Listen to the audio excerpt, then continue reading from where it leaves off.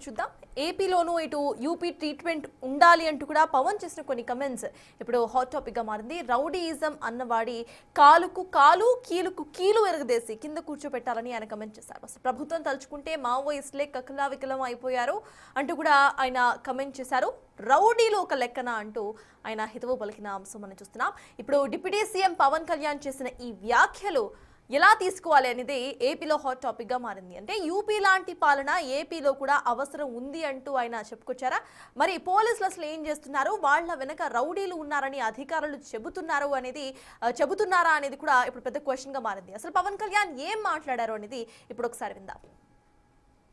కూర్చొని మీరు కాంట్రాక్ట్లు వేస్తే కాంట్రాక్ట్లు వేసిన వాళ్ళందరినీ మేము బెదిరించేస్తాం, జైల్లో పెడతామంటే ఏమనుకుంటున్నారా మీరంతా?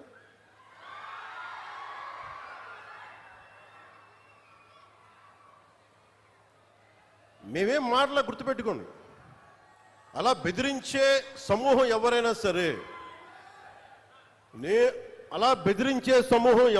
సరే, మిగతా వారి గురించి నాకు తెలియదు. పవన్ కళ్యాణ్కి అధికారం ఉన్నా అధికారం లేకపోయినా పవన్ కళ్యాణ్ ఎప్పుడు పవన్ కళ్యాణ్ లాగే ఉంటాడు. భయపడ్డాం. చాలా ఇంట్లోంచి బయటకు వచ్చేటప్పుడు తిరిగి వెళ్తాం లేదు అని డిసైడ్ అయ్యే వస్తాం. అందువల్ల మీ ఆకు రౌడీలు కానీ అలాగే చెప్తున్నారు. ఏదైనా మాట్లాడితే అధికారులు కూడా భయపడుతున్నారు. ఎందుకు భయపడుతున్నారంటే చెవుల్లో చెప్తారు, అదే సార్ వాళ్ళ వెనక చాలా మంది రౌడీలు ఉంటారండి, కిరాయి హంతకులు ఉంటారంటే, మీకు కరెక్ట్గా యోగి ఆదిత్యనాథ్ లాంటి ట్రీట్మెంట్ కనుక ఒక్కొక్కడికి ఇస్తే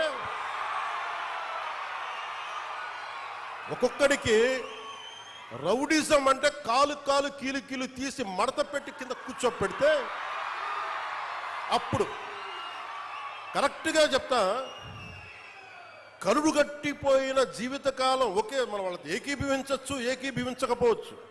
నక్సలైట్స్ తోటి, వామపక్ష తీవ్రవాదులతో మనం ఏకీభవించవచ్చు, ఏకీభవించకపోవచ్చు.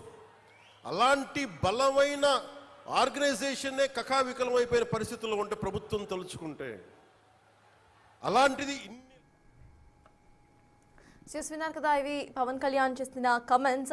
దీనికి సంబంధించి మనం ప్రొఫెసర్ సార్తో డిస్కస్ చేద్దాం. సో ఎస్ సార్, మనం చూసాము ఇటు రౌడీలకు ఇటు కాళ్ళు చేతులు విరక్కొట్టే ఒక గవర్నమెంట్ యూపీలో ఉంది. అట్లాంటి గవర్నమెంట్ ఇక్కడ కూడా ఉంటే అప్పుడు వీళ్ళంతా కూడా ఒక లైన్లోకి వస్తారు అంటూ కూడా ఆయన వార్నింగ్ ఇచ్చినట్టుగానే కనిపిస్తుంది. ఒక డిప్యూటీ సీఎం ఇటువంటి వ్యాఖ్యలు చేయొచ్చా? ఎట్ ద సేమ్ టైం ఒక సీఎంను అటువంటి పాలన ఇక్కడ కూడా ఉండాలి అంటే ఇక్కడ పాలనను ఆయన ఏమంటున్నారు అనుకోవాలి? అసలు ఆయన చేసిన కమెంట్స్ పై మీ విశ్లేషణ ఏంటి సార్?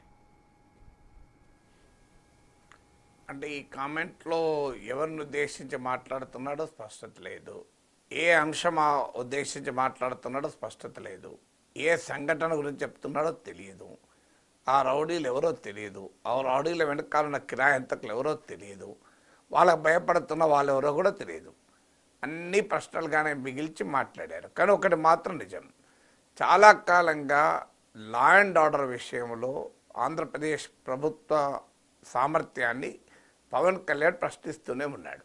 మీకు గుర్తూనే ఉంటుంది, హోంమంత్రిని ఉద్దేశించి బహిరంగ సభలో చెప్పారు, మీరు సరిగా చేయడం లేదు, నేను ఇలా అయితే నేనే హోంమంత్రితో తీసుకోవాల్సి వస్తుంది, నేను ఇప్పుడు పంచాయతీరాజ్ అటవీ పర్యావరణ శాఖ మంత్రిని, నేను హోంమంత్రి పదవి తీసుకుంటే ఇలా ఉండదు, నేను హోంమంత్రి శాఖ తీసుకుంటాను అని బహిరంగంగా హోంమంత్రిని ఆక్షేపించారు. ఆ తర్వాత ఒక డిఎస్పీ పైన సీరియస్గా కంప్లైంట్ చేస్తూ డీజీపీకి ఎస్పీకి చెప్పారు. దానిపైన రఘురామ కృష్ణరాజు లేదులే ఆ డిఎస్పీ చాలా మంచోడని సర్టిఫికేట్ కూడా ఇచ్చాడు. ఇటీవల చంద్రబాబు నాయుడు లా అండ్ ఆర్డర్ విషయంలో నేను పవన్ కళ్యాణ్ కఠినంగా ఉంటాం అంటూ పవన్ కళ్యాణ్ కలుపుకొని చెప్పారు,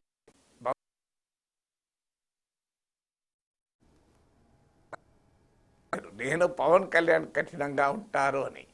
సో ఇవన్నీ దేనికి సంకేతం అంటే, మరి పవన్ కళ్యాణ్ ఎవరిని ఉద్దేశించి మాట్లాడుతున్నాడు?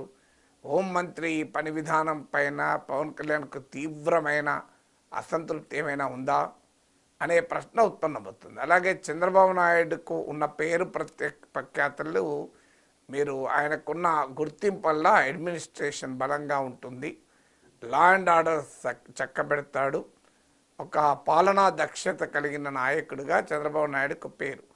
2014లో రాష్ట్రం విడిపోయిన సమయంలో కూడా చంద్రబాబు నాయుడుకు ఎడ్జ్ లభించడానికి కారణం అది. సో సంక్షేమ పథకాలు ఇలాంటి విషయంలో జగన్మోహన్ రెడ్డితో పోలిస్తే కొన్ని క్వశ్చన్స్ ఉన్నమాట నిజం. కానీ అక్కడ జగన్మోహన్ రెడ్డిని బీట్ చేసేలా సంక్షేమ పథకాలు ప్రామిస్ చేసి తన యునిక్ సెల్లింగ్ ప్రపోజిషన్ అంటారు, యూఎస్పీ అయిన లా అండ్ ఆర్డర్, అడ్మినిస్ట్రేషన్, డెవలప్మెంట్, ఈ మూడిట్లో జగన్ను స్కోర్ చేశాడు. అందుకే అంత అపూర్వ విజయం సాధించాడు. అందువల్ల Chandrababu Naidu unique selling proposition అంటే తన ప్రత్యేకత అయినటువంటి లా అండ్ ఆర్డర్, అడ్మినిస్ట్రేషన్నే పవన్ కళ్యాణ్ అనుమానిస్తున్నాడా, ప్రశ్నిస్తున్నాడా? అంటే ఏం చెప్పదలుచుకున్నాడు? యోగి ఆదిత్యనాథ్ లాంటి పాలన ఇక్కడ లేదు అంటే ఇక్కడ చంద్రబాబు నాయుడు పాలన అలా లేదు అని చెప్పదలుచుకున్నాడా? లేదా యోగి ఆదిత్యనాథ్ను ప్రేజ్ చేయడము, సనాతన ధర్మ పరిరక్షకుడిగా మాట్లాడడము, నరేంద్ర మోడీని పొగడము, ఇవన్నీ భారతీయ జనతా పార్టీతో తనకున్న సాన్నిహిత్యం కేవలము పొత్తులు రాజకీయాలే కాదు, దానికి ఐడియాలజికల్గా కూడా ఎలైన్ అయ్యాను, హార్డ్ లైన్ హిందుత్వతో, హార్డ్ కోర్ హిందుత్వతో అని చెప్పడమా? So there is something behind what Pawan Kalyan is repeatedly telling. ఏదో కొంతమంది పవన్ కళ్యాణ్ ఏది పడుతుందే మాట్లాడతారని ఆయన విమర్శకులు అనొచ్చు. ఏది పడుతుందే మాట్లాడుతున్నారని మనం అనుకోవాల్సిన అవసరం లేదు. పవన్ కళ్యాణ్ ఏం అనుభవం లేని వ్యక్తి కాదు, ఇప్పుడు 100% స్ట్రైక్ రేట్తో ఎన్నికల్లో గెలిచిన నాయకుడు.